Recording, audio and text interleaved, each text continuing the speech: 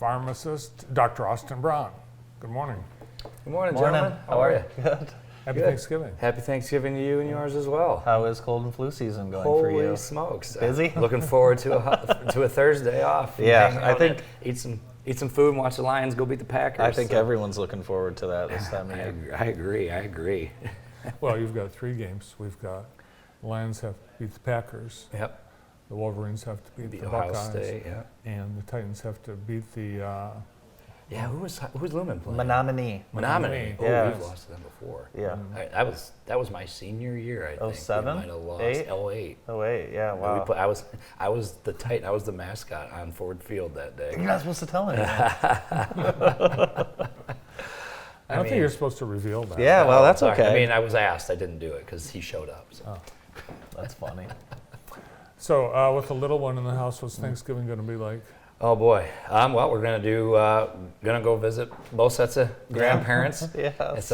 And she'll be 2 in a month, so she's into everything and she's figuring it out. So she's having a lot of fun, and we're enjoying watching her grow right now. Nice. Been something else. I was at your pharmacy a few weeks ago for a flu shot, RSV shot, but I have to wait for my COVID shot because I had COVID. How long should I have to wait? Yeah, no, I'm sorry to hear that. So that's a good question, though. We're getting a lot of that right now because unfortunately COVID is rampant out there. So if you have had COVID within the last 90 days, you have to wait until that 90-day window since your symptoms kind of started and then you tested positive to wait to get your shot. Reason being is your body's going to have some natural immunity at that point, so giving the vaccine on top of that kind of cancels out, doesn't make it as effective. So when your body's less expecting it, giving it that vaccine to prepare it to fend off the true virus is when you can get the most bang for your buck out of the vaccine itself. So 90 days right now is what we're telling people if they've had COVID to wait to get the vaccine.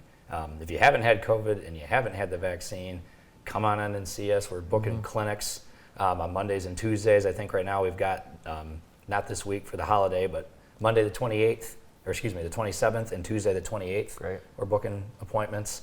Call the pharmacy and we'll get you on the list. And yeah, for everybody that can get it and is on the fence about it, get it. I've seen a lot of people that have had COVID and not had the vaccine, and I've seen a lot of people that, I shouldn't say a lot of people, but I've seen people that did get COVID after they had the vaccine. The symptoms and what they're dealing with are night and day different. I mean, I'm talking about people going to the ICU versus like I have a headache. Really? Yeah. Wow. It's been I've seen some people be very, very ill. Wow. So Amazing. it's still something to not be trifled with. We're in a much better spot than we were, but something to seriously protect you and your family from. Still. We talk about this every time you're on, but I just want to share how easy it is to switch pharmacies to Brown's Advanced Care. This is so quick. You go to My Chart, you click on medications, and then you click on Manage Pharmacies, and then you're right there. That's how easy it is. That's what they'll send them to you. That's how easy it is. That's one way to do it. Yep. Or if you call us and say, I want to transfer my prescriptions, You'll even do it. Tell me where they're at, and we'll go get them. Yeah, very easy. Very easy. You'll go get them? Yeah, he will. I'll pick up the phone and call that pharmacy where they're at, and we will go get them for you. We're seeing all these ads for open enrollment for Medicare, and it looks like there's some It's confusing to me. confusing, but some of the ads are like they're sleazy. I would Scary. say. Yeah. Yeah. I mean, they're opportunistic and trying to take. I think the way they market to some seniors, they're trying to scare people and take advantage of people. What do people really need to know? Like, in terms of prescriptions, what do they need to know about open enrollment? It's a really good question, and they're in it, for gaining members and gaining business. So of course they want to get as many members under their belt as possible. And they'll push hard, and they want you to be a part of that. And so I mean, I can't get after them too much for that, but you do have to be careful about making sure that you are well informed, or at least what questions do I need to ask if somebody calls or I'm looking to enroll in a plan. First of all, I mean, Medicare.gov is a great place to go look for plans. There's a spot there where you can plug in all the prescriptions, what your day's supplies are.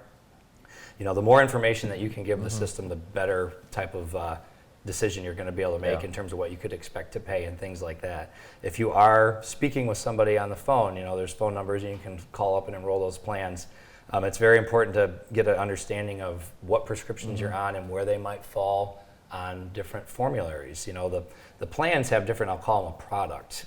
Depending on what you end up purchasing as your plan, the prescriptions that you're on or might need in the future, they fall into different tiers, is what we call them on that list of drugs that are or are not covered by the plan. So you do have to be able to ask, what tier is this on my formulary? Another good important question is pertaining on specific drugs. Are there any drugs that I'm taking right now based on this list that require a prior authorization? So when the new year rolls over and you go to refill a prescription, all of a sudden the insurance company is saying, well, I need your doctor to weigh on that before I can just give it to you. And that can be a real point of frustration for a lot of people, especially just from the simple point of, I've been on this for a long time, why are we doing this? And it's just policy and procedure for what happens at the beginning of every year. It's important to ask not just the plan. The plan sometimes will, in my opinion, kind of adds their own spin on this, but I use Brown's Pharmacy. Is my plan going to be accepted at Brown's Pharmacy? By and large, that answer is generally yes, but we are seeing for next year, we are going to be moving away from certain insurance plans based on, unfortunately, the poor reimbursement from the plans. They won't even pay me what it costs me to buy the drugs in some respects. So we've had to make decisions to look at that. And if you, we can talk about that a little bit more, but yeah, ask the pharmacy too. Are you accepting my plan? Right. Yeah, if you don't ask, a simple thing that might happen is something you're used to paying $10 a month for. Next time you go pick it up, maybe it's $80 and you're confused. Correct. Life-changing financials, depending on how many medications you're taking. Yeah, that's a life-changing thing for some people, and a lot of people want to be established with their pharmacy. They want to come and see us, and we're very fortunate to have that established relationship. So, I guess I'll say if you are looking for, if you're in open enrollment or you're with a plan, the pharmacy benefit managers are the places that the pharmacies contract with. They work with the insurance company. The one we're going to likely not be able to do as much business with for 2024 is Express Scripts. So that's looking at plans like Priority Health. There's a couple. So that's a big one in town that we're looking at. Silver Scripts is not another one, but Priority Health is one. We've seen Cigna is another one. So we're getting actually right now, you might be getting letters in the mail saying, hey, your pharmacy is not going to be covered. If you're getting those at home and that's questioning or concerning to you, it's important to call your pharmacy, find out what's going on, because we might be able to help you navigate. If you're able to make a switch, pick a plan that will work with your lifestyle and the pharmacy as well. So Express Scripts, that's one that's not paying you. Yeah, and without going on into a lecture series about it, but so the contracts that there's 3 or 4 very large pharmacy benefit managers in the United States that control most of the market. You're going to hear about Express Scripts. You might have heard about Optum RX. You may have heard about CVS Caremark. These are the guys that help the insurance plans determine the drug formularies, the lists, how things are going to be paid, and then what they will reimburse and pay the pharmacies for the drug products. They kind of have take it or leave it contracts, and when they're no good, it really puts the pharmacy in a really hard position, and so we have to make decisions that we might not want to make, but that's what we're looking at. So we can help everybody in Jackson navigate that landscape. To your point, they make it very confusing. Yeah, don't ignore open enrollment. No. Austin, good to see you. Happy Thanksgiving. Good to see you guys. Happy Thanksgiving as well. Austin Brown with us on The Morning Show, which continues after this.